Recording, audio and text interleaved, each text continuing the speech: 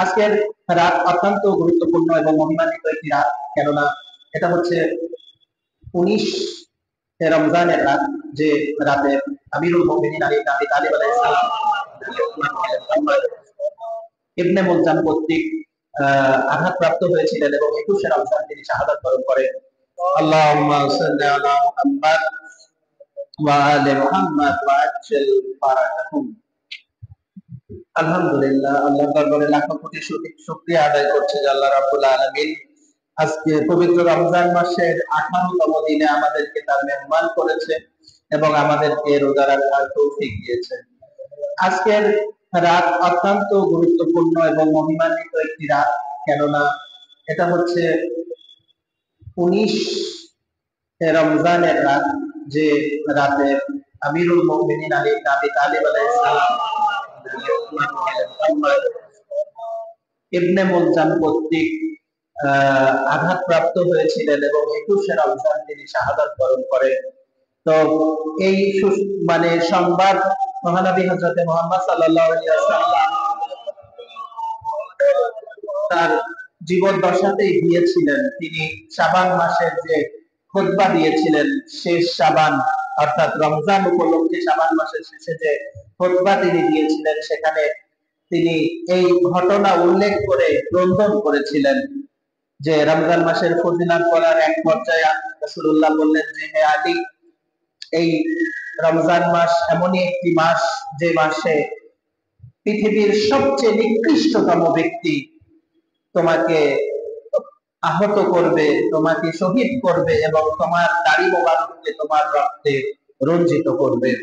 তো আমার আমিরুল মুমিনিন আলী ইবনে আবি তালেব একবারও বলেননি ইয়া রাসূলুল্লাহ কিভাবে এটা থেকে বাঁচা যায়, কিভাবে আমি এটা থেকে মুক্তি পেতে পারি, এটা একবারও বলেননি, বরং বলেছিলেন ইয়া রাসূলুল্লাহ তখনও আমি সঠিক পথে থাকবো তো, তখনও আলীর ঈমান সঠিক থাকবে তো। তো যিনি হচ্ছেন কুল্লে ঈমান, যে আলী ইবনে আবি তালিব কুল্লে ঈমান, তিনিও মানে জীবনের শেষ সময় পর্যন্ত তার ঈমানকে নিয়ে শঙ্কা করছেন যে আমার ঈমানে কোনো ঘাটতি আসবে কিনা, আমি দিন থেকে বিচ্যুত হব কিনা। যদিও এটা হওয়ার কোনোই সম্ভাবনা নেই, কিন্তু তারপরেও তিনি এটা বিশ্ববাসীকে দেখিয়ে যাচ্ছেন যে আলীর একমাত্র চিন্তা হচ্ছে মুমিন হিসেবে থাকা, আল্লাহর জন্য বাঁচা, দিনকে রক্ষা করা, দিনের হেফাজত করা এবং নিজের ঈমান এবং আমলকে শক্তিশালী করা। সেই আমিরুল মুমিনিন আলী ইবনে আবি তালিবের আজকে সেই মানে আঘাতপ্রাপ্ত হওয়ার দিন, রাত।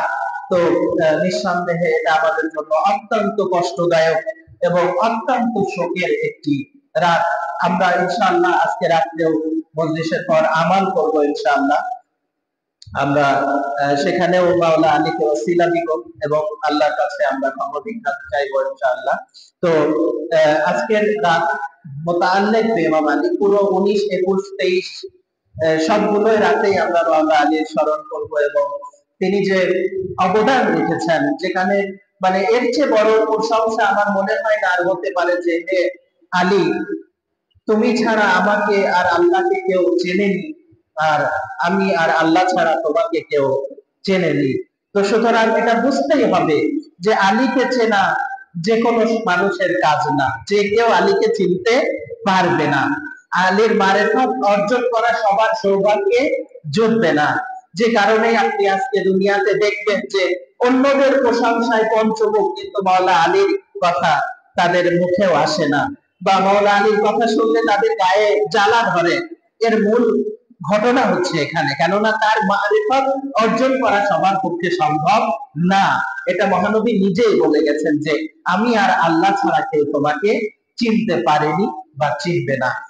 সুতরাং এনার সম্পর্কে আমাদেরকে বুঝতে হবে আলাইকুম আসসালাম যে এমনই একজন ব্যক্তিত্ব যার মারিফত হাসিল করা যে কোনো মানুষের পক্ষে সম্ভব নয়, বরং একমাত্র আল্লাহ এবং তার নবী মাওলা আলীকে চিনতে পারেন। তো সুতরাং সেই মাওলার আজকে আঘাতপ্রাপ্ত হওয়ার দিন আমাদের জন্য অত্যন্ত শোকের একটি দিন, অত্যন্ত কষ্টের, অত্যন্ত দুঃখের একটি দিন।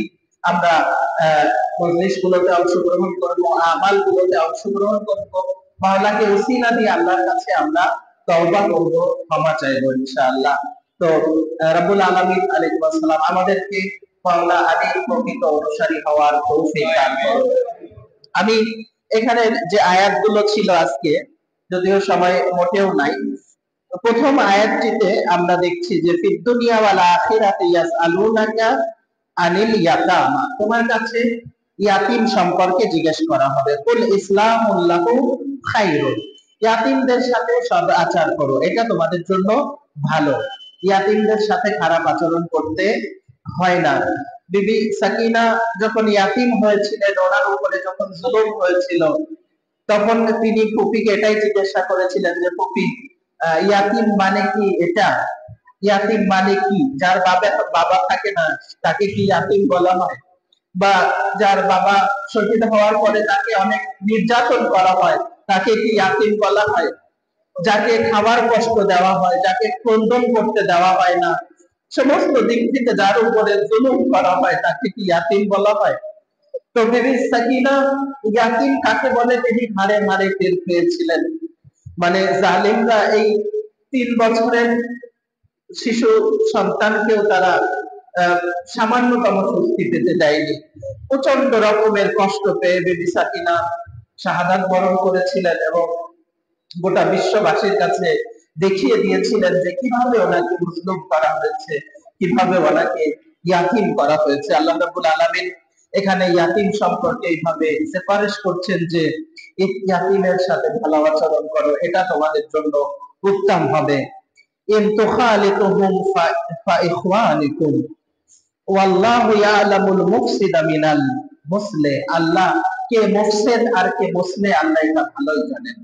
কে ফাসিদ আর কে ভালো আল্লাহ এটা সবার চেয়ে ভালো জানেন। ওয়ালাউ শা আল্লাহু লা আনাতাকুম ইন্নাল্লাহা আজিজুন হাকীম। সাদাকাল্লাহুল আলিয়্যুল আযীম। আল্লাহুম্মা সাল্লি আলা মুহাম্মাদ ওয়া আলি মুহাম্মাদ ওয়া আজল।